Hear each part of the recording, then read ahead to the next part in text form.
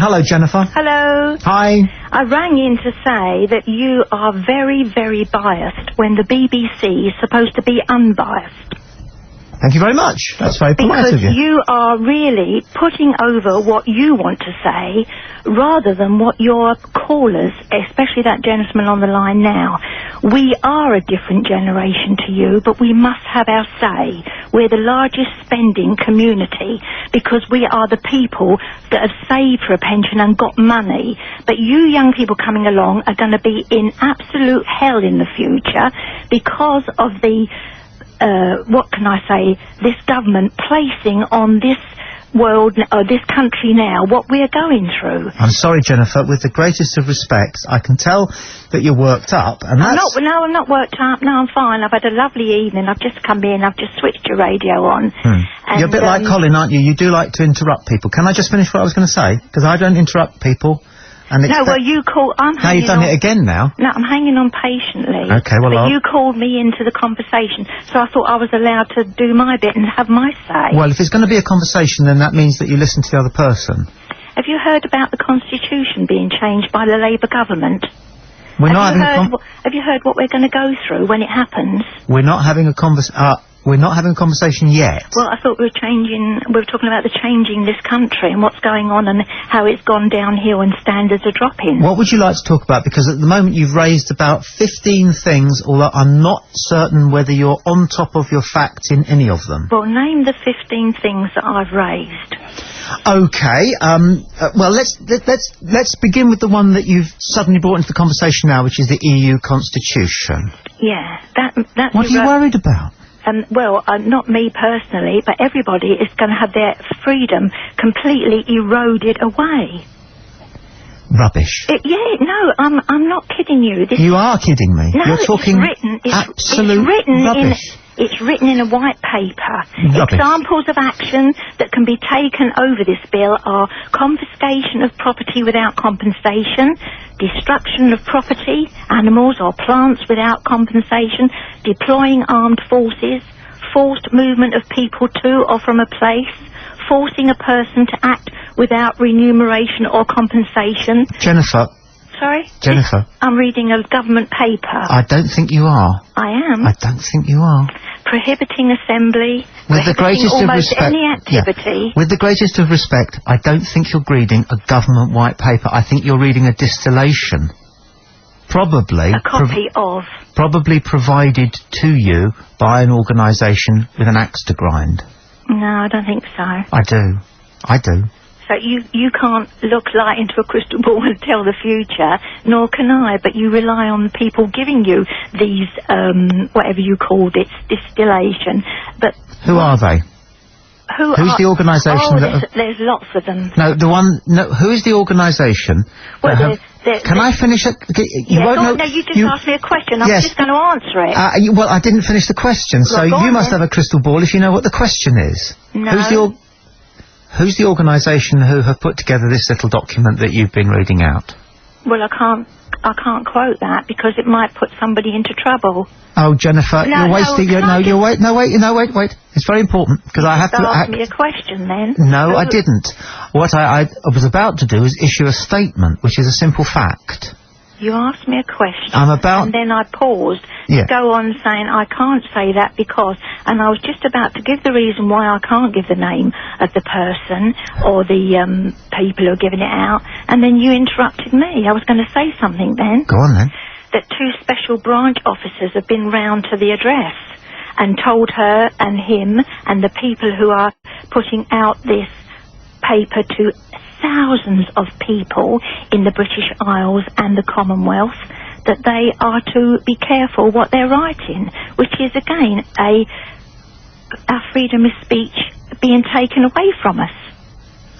Right. Now let's just wait for a second and see what we've learned from what you said. Okay. A couple of minutes ago you said that you're very concerned about what might happen if we enter the EU Constitution because you had a piece of paper in front of you which you thought was a government white paper which explained that we were in danger of having our liberty and our possessions forcibly taken away from us. It was the Civil Contingency Bill issued by the government. Yes. Right. Then, under a little bit of gentle questioning from myself, it emerged that in actual fact the document that you're reading from has been put together by a group of people, or a pair of people, who have recently been visited by the police and asked politely not to go round frightening the horses. Right. Yeah? Yeah, I just want to say, if I may, that a patriot... But is that about the size of it? No, I don't think so. I think... Which bit of what I've just... Which bit of my sort of précis of our conversation is not quite accurate? Going around frightening the horses. What does that mean? Well, putting the scare up everybody. Right, you don't think that's what they've been doing? No. You think that they have been alerting people to the truth? Yeah, I do. I Okay. think other people that are listening in wherever they're listening, Kent, even on the internet now, even abroad, Berkshire, wherever, Solent, they ought to come in on this and put their views about what they think. You don't think that these people probably don't really understand either the EU constitution or the effect that their original documents, shall we say, might have on people, say, for example, such as yourself? Well, I just think the original documents are just being all hushed up, like, you know, people... Well, perhaps they should be hushed up. No, I don't think so. I think it's a time... Well, as a journalist, I have to say that what you quoted me... You're a journalist, are you? I certainly am. Oh, what's your name? I've only just come in and switched the radio on. I don't know who you are. My name's Tom Boyd. Tom Boyd. Yeah. Oh, can I send you some books to read, then? Well, no. Pamphlets? No, definitely not pamphlets. Well, they're smaller, aren't they, than books? Yeah, I've never read a pamphlet, and I'm not going to start now. Pamphlets worry me. But aren't there two sides of every story? Not often. What do you mean, not often? Not often. There's only the truth. Well, I'm a patriot, and I feel I must be always ready to defend this country against my country against this government. Your country against your country's elected government. I'm a patriot. Must always be ready to defend I want to write this this against this government. Good. I want to write this down because it's beautiful. It's beautiful, isn't it? Yeah, it is. So Jennifer is always ready No, to... I'll tell you what. A patriot... Always ready. Must Hold on, no. I want to get this right because it's beautiful. I'm just telling you. Have I say it? Always ready to defend. A patriot defend... must always be ready to defend his country or her against his government. Country. And the quote came from Oliver Stone's film on J.F. Kennedy, the film that was about the trial that took place. What a load of old rubbish that was. To test the conspiracy theory surrounding the death of J.F. Kennedy. Yes, this quote is not by a philosopher or a politician, but it's by Oliver Stone. No, what I'm reading is not been written by him. I'm only quoting what he said Oliver Stone. The film. Yes. Kevin Costner. Back and to the left! The president's head goes back and to the left! Okay. Is that what yes, it is. Now, listen, I've got something to tell you. Yes, please do. I'm always ready to listen and learn. I really want you to listen to this. Is your other caller on the line, by the way? Colin? I don't know what his staying power's like. You there, Colin, in your caravan? Of course I am. I'm very interested. I bet you are. What? Ask him if he's interested in what I've been saying, though, please. Well, he probably will do, because he thinks you're an ally, even though I don't think either of you understand each other.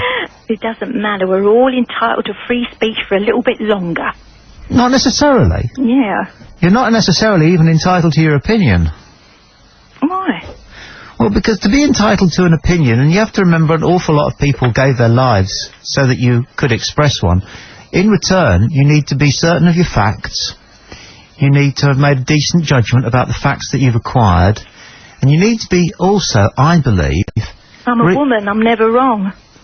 You're very good at interrupting. You're like Colin, you two have got a lot in common. That's my sense of humour coming out. Well, nearly. You need to be reasonably certain that by expressing your opinion you'll do more good than harm. That is my own criteria for being entitled to your own opinion. And I think it's quite... I think that's quite beautiful. When you said about what you're entitled to your opinion, you've got to prove that it's right. No, I didn't say that. What did you say? Most of the words that I use are more or less the right ones. I'll say it again. Before you're entitled to your opinion, to express your opinion, you need to make sure that you've gathered together all, or at least most of the pertinent facts. You need to be reasonably certain that you've used good judgment in assessing them. And you need, most of all, to be reasonably certain that by expressing your opinion you'll do more good than harm. Yeah, but I think the person who wrote that bit of paper has done the research and has done, to check it out that it's true what they've written. I think, that's happened. Fascinating talking to you, Jennifer. I do look forward to our next conversation. Yeah, and I'll come in a bit earlier. What time do you start your programme? 11:45. No, I mean, tonight when I've come in and switched the radio on. Oh, 11:30. 11:30, okay. Oh, no, I'm kidding. Never mind. But thanks for your call. Okay. Bye-bye. Gotta go.